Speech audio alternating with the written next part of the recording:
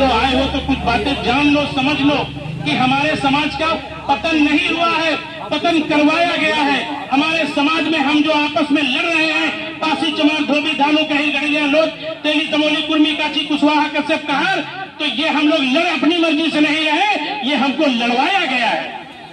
तो दोस्तों इस बात को आप लोग सुन लो और समझ लो। तो दोस्तों फिर क्या होता है, एक जहरीला सांप भेज दिया जाता है। वो था तो जहरीला पर उसकी चमड़ी बड़ी गोरी थी। आप लोग समझ गए, ठीक है। मैं नाम ले सकता हूं पर जाति का नाम नहीं ले सकता। ये पनिया सांप है, ये करिया सांप है, या ये करैट है, जैसे कुछ सब अलग अलग सांपों के नाम है। उस सांप का नाम था सतीश नामक सांप। उस सतीश नामक सांप को उस पार्टी में भेज दिया, जो पार्टी दिन पर दिन बढ़ती हुई जा रही थी, जिसके साथियों ने जो नीली क्रांति हो गई थी, पूरे उत्तर प्रदेश में शासन व्यवस्था बराबर हो गई थी, जहां पे अत्याचार दुराचार होना बंद हो गया था। बहन बेटियों की तरफ लोग देखना बंद कर दिए थे। बहन बेटियों की इज्जत अस्मत की कोई खतरा नहीं रहता था, चाहे बहन बेटियां कहीं भी पढ़ने जाए। स्कूल सुबह 6 बजे के मतलब 6 बजे खुल जाता था। समय बिल्कुल सख्त प्रशासन उम्दा काम था उस समय। तो दोस्तों लेकिन उस काले सांप को वहां भेज दिया गया। 2 कारण थे। ये पहला कारण बता रहा हूं, पतन का कारण, और दूसरा कारण भी बताऊंगा। और ये बताने का कारण क्या है वो भी बताऊंगा कि जब कोई सूरज अस्त होता है तो दूसरे दिन दूसरा सूरज उदय होता है। तो दोस्तों इस तरीके से जब उस काले सांप को भेज दिया गया, पर उस काले सांप को आरएसएस के कुछ जहरीले सांपों ने भेजा था। उनका मकसद था कि इनको निस्त नाबूद करना है। अब दोस्तों मैं आप लोगों से एक बात पूछना चाहूंगा, ये टेंट पंडाल लगा हुआ है, इसको अगर आपको गिराना है तो आप क्या करोगे? इसको अगर गिराना है तो क्या करोगे? इस पंडाल को इसके पाए तोड़ दोगे ना? तो वो जो हमारा संगठन था, उसको गिराने के लिए जो मजबूत पिलर थे, जो मजबूत स्तंभ थे, वो सारे स्तंभ तोड़ दिए गए। उनको पार्टी से बाहर निकाल दिया गया। उन पे षड्यंत्र रच के उनको बाहर भगवा दिया गया। चाहे वो आर.के. चौधरी साहब हो, चाहे निजामुद्दीन सिद्दीकी साहब हो, चाहे इलाहाबाद वाले भारती साहब हो, चाहे वो गंगाराम अंबेडकर हो, महादीन गौतम हो, और कितने नेताओं के मैं नाम लूं, चाहे वो अपने स्वामी प्रसाद मौर्य हो। आप लोग सबके तो नाम सुने होंगे, कितने नेताओं के नाम लूं? सबको, ये जो गद्दावर नेता थे, कोई ओबीसी समाज का नेता था, कोई पासी समाज का गद्दावर नेता था, कोई गौतम समाज का नेता था, कोई यादव समाज का नेता था, सभी इस बहुजन समाज के नेताओं को वहां से निकाल दिया गया। और उस पार्टी के उस बिल्डिंग को, उस ऊंची बिल्डिंग को गिराने के लिए उसके सारे पिलर तोड़ दिए गए। तोड़ते तोड़ते स्थिति आज तक ये आ गई कि वो पार्टी निस्त नाबूद होने की कगार पे आ गई। कगार पे क्या आ ही गई। साथ ही साथ में एक पतन का दूसरा कारण और था। दूसरा कारण दोस्तों ये था कि हम, जैसे आज आप सब लोग यहाँ एकत्रित हुए हैं, आप सब लोगों के दिल में एक मनसा है कि आजाद समाज पार्टी भीम आर्मी से अगर जुड़ेंगे तो हमारे पे किसी की औकात नहीं जो हमारे ऊपर नजर उठा के, गलत नजर उठा के हमारे साथ दुराचार अत्याचार कर दे या हमारी बहन बेटी को छू ले। आप जानते हैं आजाद समाज पार्टी भीम आर्मी वो ऐसा संगठन है कि किसी ने हमारे दलित भाई पे, बहुजन भाई पे, हमारी बहन बेटियों पे, हमारे मुस्लिम भाई पे अगर गलत निगाह उठा के देखी तो आजाद समाज पार्टी भीम आर्मी वाले उसकी आंखें नोच लेने का काम करेंगे। तो दोस्तों दूसरा कारण था पतन का कि झंडा उठाए तुम्हारा हम, डंडा खाए हम। मैंने भी 16 साल उस पार्टी में काम किया है। झंडा उठाए तुम्हारा हम, डंडा खाए हम। धरना प्रदर्शन में विधानसभा पे, चाहे दिल्ली में, जो पुराने साथी हैं वो बता सकते हैं। लेकिन जब अगर हम कह दें कि हमें जिला पंचायत लड़ना है, हमें विधायकी लड़ना है, हमें ब्लॉक प्रमुखी लड़ना है, तब वहां से फरमान जारी होता था लाखों और करोड़ों रुपए का। लाखों और करोड़ों का फरमान जारी होने लगा। ये बताओ, जब मुझे पैसा दे के ही टिकट लेनी थी, पैसा दे के सभासद की भी टिकट पैसे में मिल रही है, ये बताओ, जब मुझे देनी है तो मैं तुम्हारी पार्टी में झंडा क्यों उठाऊं, तुम्हारी पार्टी के लिए डंडा क्यों खाऊं, तुम्हारी पार्टी के लिए मैं दिल्ली, लखनऊ, कानपुर क्यों जाऊं, ये बताइए। तो दूसरा कारण ये था। तीसरा कारण ये था कि पूरी जिंदगी वोट देते हैं हम, वोट हम देते हैं, लेकिन जब हम मारे जाते थे, हम पीटे जाते थे, हम दुत्कारे जाते थे, हमारी बहन बेटियों की इज्जत लूटी जाती थी, अस्मत लूटी जाती थी, तो क्या उस पार्टी का एक भी कार्यकर्ता, पदाधिकारी या विधायक, सांसद तुम्हारी मदद करने के लिए, तुम्हारी FIR लिखवाने के लिए क्या थाना पुलिस कोतवाली तक आज तक आया? बताइए दोस्तों, कोई भी मुझे जवाब दे, या कोई सांसद आया हो। और मैं बहन जी का सम्मान करता हूं, लेकिन एक बार ये जरूर कहूंगा, आप लोग कोई एक व्यक्ति मुझे बता दे कि कोई भी हमारे वंचित समाज का मतलब पूरे बहुजन समाज पे इतनी घटनाएं हुई हैं, चाहे वो हाथरस की घटना हो, उन्नाव की घटना हो, कानपुर की हो, लखनऊ की हो, तुम्हारे लखीमपुर खीरी की बहुत सी बड़ी से बड़ी घटनाएं हैं, क्या बताइए, क्या उनकी राष्ट्रीय अध्यक्षा एक बार भी किसी पीड़ित के आंसू पोंछने, क्या सांत्वना देने उनके घर गई? बताइए, वो राष्ट्रीय अध्यक्षा क्या भारत देश के किसी भी वंचित समाज के भाई के घर में उसके आंसू पोंछने गई? नहीं गई। तो ये बताइए, हम लोग सिर्फ डंडा और झंडा ही उठाने के लिए हैं? हम लोग सिर्फ क्या वोट डालने के लिए हैं?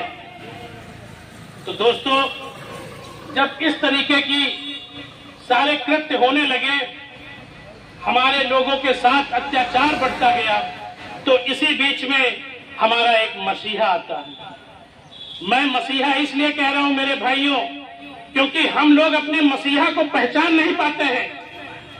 जब हमारे शिक्षा के जनक ज्योतिबा फूले साहब आए, तब हम उनको नहीं पहचान पाए। माली समाज से थे ना, वो माली समाज से थे, OBC समाज से थे, वो एक मसीहा थे हमारे लिए। वो हमारे दलितों पिछड़ों के लिए, उनकी जो पत्नी थी, हमारे दलितों पिछड़ों और मुस्लिम जाति की बहन बेटियों को पढ़ाने के लिए घर से जो कपड़े पहन के निकलती थी, तो वो जो सामंती सोच के लोग थे ना, वो हमारे लोगों से उनके ऊपर कीचड़, गंदगी, मैं क्या क्या बोलूं, जो गंदे से गंदी गंदगी होती थी, उनके ऊपर भिजवाते थे, मरवाते थे, जिसमें ये हमारे वंचित समाज की, दबे कुचले समाज की, बहुजन समाज की बहन बेटियों को ये पढ़ा न सके, और ये दबा कुचला समाज शिक्षित न हो जाए, जो हमसे सवाल न कर सके, इसीलिए उन्होंने उनको रोका। जबकि वो तो माली समाज के थे, OBC समाज के थे, उनको क्या जरूरत थी? लेकिन दोस्तों, वो इंसान नहीं थे, वो मसीहा थे। वो मसीहा थे जिन्होंने हमारे आपके लिए, दबे कुचलों के लिए ऐसा सोचा। क्योंकि हर कोई कहता है, जब जुल्म जाति जब बढ़ जाती है, अत्याचार धरती पे बढ़ जाता है, तब कोई न कोई मसीहा जरूर जन्म लेता है। तो दोस्तों, इसी तरीके से हमारे वो ज्योतिबा फूले साहब मसीहा बन के आए, लेकिन उस समय हम लोग उन्हें नहीं पहचान सके। हमारे समाज ने ही उनको दुत्कारने का काम किया। माता सावित्रीबाई फूले हमारी शिक्षा की देवी बन के आई, तो हम लोग सही से नहीं पहचान सके, लेकिन फिर भी वो अपने जीवन काल में हजारों लाखों महिलाओं को पढ़ाकर चली गई। 48 स्कूल खुलवा दिए, सत्यशोधक समाज की स्थापना कर दी। उसके बाद में हमारे परम पूज्य बाबा साहब आए। बाबा साहब को भी हम उस समय नहीं पहचान सके कि ये मेरे मसीहा है। बाबा साहब को भी हमारे पढ़े लिखे भाइयों ने धोखा दिया।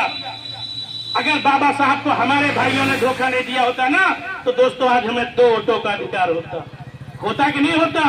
हमारे ही भाइयों ने, हमारी ही जाति के भाइयों ने उनको धोखा देने का काम किया।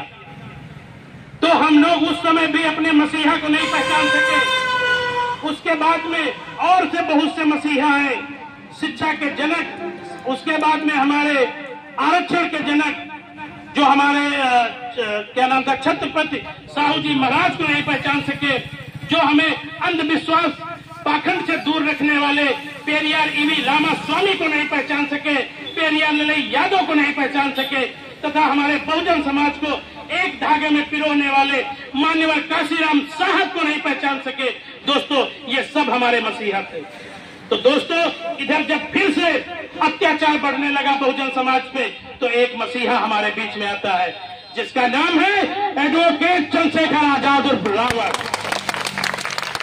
एडवोकेट चंद्रशेखर आजाद उर्फ रावण वो मसीहा है दोस्तों, जो हमारे और आपके हक अधिकार के लिए, हमारे आपके हिस्से की लड़ाई आज वो पूरे देश में, पूरे देश के कोने में जा के लड़ रहे हैं। किसी देश में, किसी गांव में, किसी मोहल्ले में कहीं भी कोई घटना होती है तो सबसे पहले हमारे राष्ट्रीय अध्यक्ष, हमारे मसीहा, हमारे एडवोकेट चंद्रशेखर आजाद जी वहां पहुंचते हैं। आप सोचते हो क्या उनको ऑफर नहीं मिले? अगर वो पैसे के लालची होते दोस्तों तो इस बार जब सांसद बने हैं ना, तो इसी बार उनको 1000 करोड़ का ऑफर मिला था कि वो जाके एनडीए का समर्थन कर दे, मतलब मोदी का समर्थन कर दे। उन्होंने ठुकरा दिया। उसके पहले जब वो भीम आर्मी संगठन से हमारा चलता था, उसके पहले भी अमित शाह ने कई बार ऑफर दिया, अन्य दलों ने ऑफर दिया, उन्होंने किसी का 1 पैसा नहीं स्वीकार किया। उन्होंने आप सबसे 10-10 रुपए, 5-5 रुपए मांग के अकाउंट के माध्यम से, अपने लाइव के माध्यम से उन्होंने जो है चंदा मांग के, हम सब लोग महीनों वहां रह के भाई का प्रचार किया। आपके लखीमपुर खीरी से भी मेरे भाई लोग गए थे, मेरे साथ में रुके थे। ये खड़े हो जाइए, विधानसभा अध्यक्ष जी हैं, जिला अध्यक्ष जी हैं, और हमारे जाटो दादा भी गए थे, और भी दादा गए थे हमारे साथ। मैं वहां पे, हम लोग जिस घर में अपने पैसों से किराए का घर लिया, अपने पैसों से स्टोव सिलेंडर था कि नहीं था, वहां पे हम लोग वही खाना बनाते थे, वही खाते थे। अपनी गाड़ी से रातों दिन प्रचार किया, ना तो डीजल लिया, ना तो पेट्रोल लिया, क्योंकि मैं जानता हूं चंद्रशेखर आजाद जी तो मुझसे भी गरीब घर में रहते हैं। मेरा घर उनसे अच्छा है, वाकई में मेरा घर उनसे वाकई में अच्छा है। मेरे घर में तो एसी लगी है, उनके घर में तो ढंग का प्लास्टर तक नहीं है। मैं सच्चाई बता रहा हूं।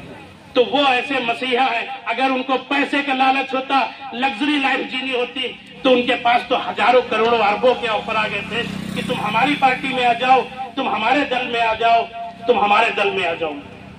तो दोस्तों, आज ये मसीहा हमारे आपके बीच में है। उस मसीहा का मकसद है कि हम लोग हर गांव में, हर विधानसभा में, हर ब्लॉक में, हर वार्ड में, हर जगह पे एक ऐसा चंद्रशेखर आजाद तैयार करना है। उनका मकसद है कि हमारे समाज पे कहीं पे भी अत्याचार न हो सके। इसलिए वो चाहते हैं कि हर गली मोहल्ले में एक चंद्रशेखर आजाद जैसा हमारा क्रांतिकारी भाई तैयार होना चाहिए, जिसमें हमारे समाज पे कहीं पे कोई अत्याचार, दुराचार न हो सके। आज